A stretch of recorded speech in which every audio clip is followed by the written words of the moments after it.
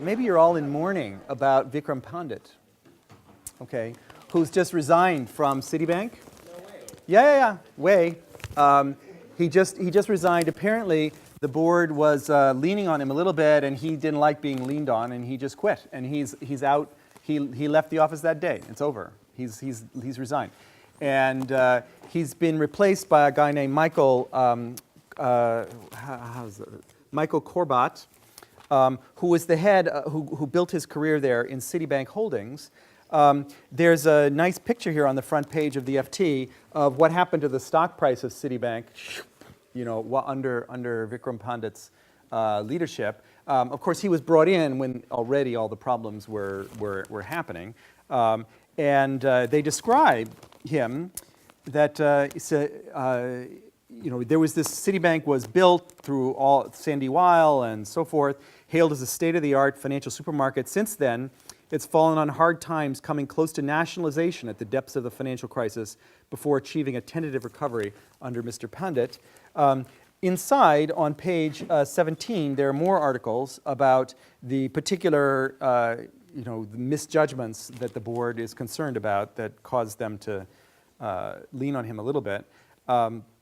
Then there's a timeline of the various stages in Citibank's experience during the financial crisis.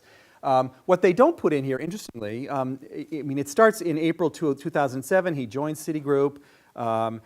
Charles Prince resigns in November of 2007. This is the fall of 2007. I was teaching this class, okay, and we were watching all of this meltdown, and Citibank in particular we were watching, okay, in the FT. They would be announcing a $5 billion loss, and then 3 days would go by, and they would say, no, sorry, that was an $8 billion loss, and no, sorry, that was $11 billion loss, and it just kept getting bigger and bigger.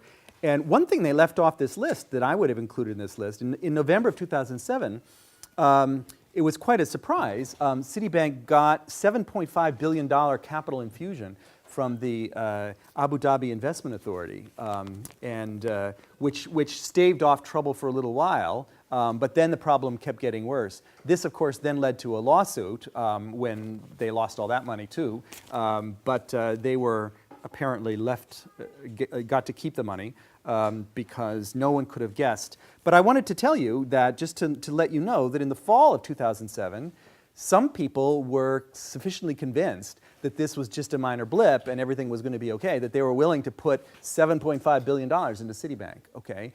Professional investors from a major sovereign wealth fund in Abu Dhabi, $7.5 billion.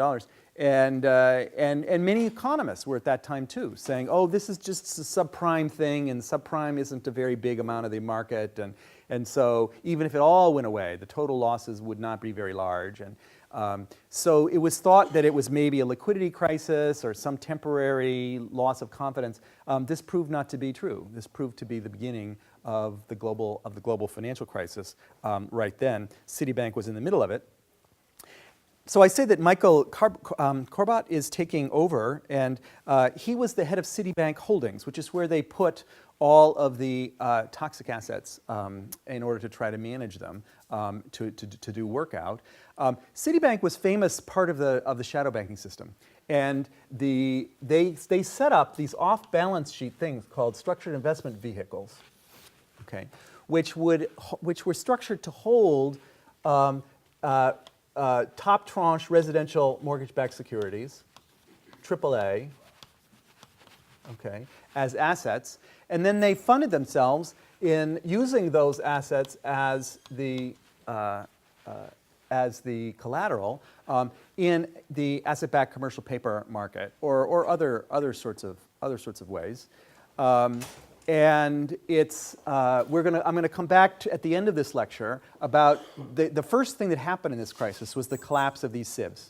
The collapse of these SIVs and the collapse of the asset-backed commercial paper market. That basically what happened, these were like 90-day paper, okay? And this is like 30-year mortgages, right? So come 90 days, the holders of that paper, who were money market mutual funds, said, we would like not to roll this paper. Thank you very much. We would like to be paid at this moment. And the Civ, therefore, had to find another source of funding, and it couldn't. Okay, so it borrowed from its host, which was Citibank. And that's how Citibank wound up getting this on their own balance sheet and running into all this trouble.